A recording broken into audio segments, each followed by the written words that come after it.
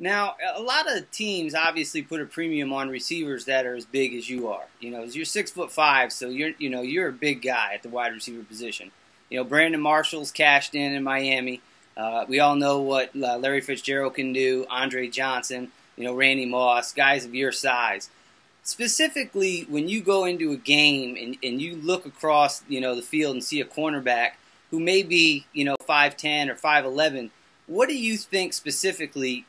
How do you go about attacking him? I mean, do you just want to use your size to your advantage and go up high and get balls up high? Or do maybe that exposes you a little bit to some safeties coming in and taking you out from underneath? Or, I mean, how do you approach, the game being such a tall receiver?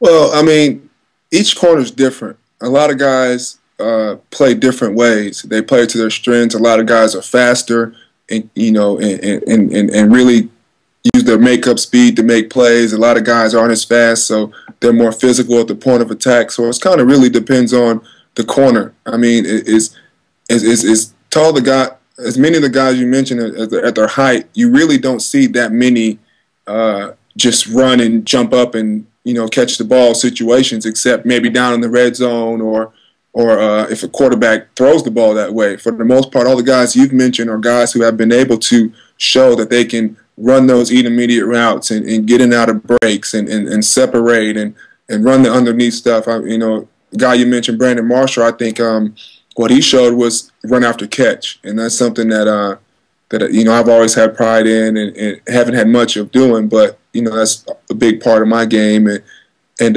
he showed that I can catch the 10, 12-yard route and break a tackle and make another move and turn this 10-yard gain into a 50-yard touchdown and things like that. So, with my downtime, I've had a lot of time to really. I didn't watch much football in 08, but I kind of got around to watching more in 09. And the guys that have done well are guys who represent as much as the total package as they can at that size. Randy can run by guys. Andre can run by guys and overpower guys to the line. Larry has great body control and can put himself in position to make a play on balls that seem like they're out of reach. And and Brandon's been able to be that run after catch guy who can take the short stuff and take it the distance. And and all these guys have been successful in their respective organizations and offenses because they've maxed out at what they do well. And throughout this camp, I'm gonna keep working, and I'm very excited about what I'm going to be able to do for the Seahawks. I still believe that my game is yet to be seen. I don't think as a rookie, you're still learning, so much is happening. But even I haven't played much in this league, so I still think that for people to have a opinion about my actual game, I think it's yet to be seen, and that's the exciting part because I'm in the greatest shape I've been. I've had the most productive offseason I've had, and I'm just very excited to apply all those things this season. Now, let's talk a little bit about your division. Kurt Warner retired, and a lot of football pundits across the country now think that the West is wide open. They're not 100% sold on the quarterback position in Arizona. San Francisco is a team that looks pretty tough. The Rams are a little bit of a rebuild, we think, and Seattle's the wild card. I mean, you guys have a lot of talent. You obviously yourself and Hushmanzada and even Golden Tate's going to come in and add a dimension.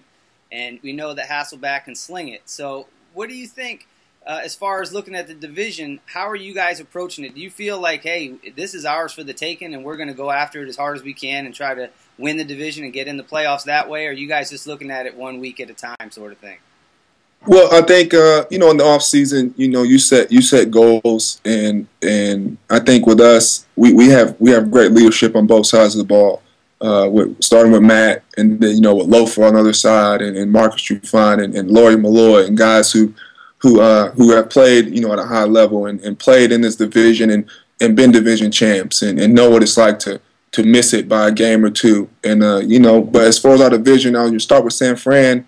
I think Coach Singletary's done a great job there, turning the team around, changing the culture. I know a couple of those guys, Vernon and Pat. I know them personally, and those guys are very excited about the direction they're headed. And so as far as San Fran, I think San Fran Seattle is one of the most underrated rivalries in the NFL. The games I used to watch and the film I've watched, these games are intense. They usually come down to a couple of turnovers or the last possession of the game. And we start out with San Fran, so we're very excited that they're coming to our place, and we know we're going to get their best effort, and we're going to prepare for them, and so that's an exciting game off the bat. And as far as Arizona, Derek Anderson's been to a Pro Bowl. Matt Leinart, I love Matt to death. I know what kind of competitor he is. I know he can play the game, and I know if given the reps and given the free reign to get out there and just really make plays, I think Matt can be very effective for Arizona. I mean, on the defensive end, they're full of leaders. Adrian Wilson's probably one of the better safeties in the league, and Darnell Docker's their leader up front, and then Cromartie's a player. He seemed to be getting better every week.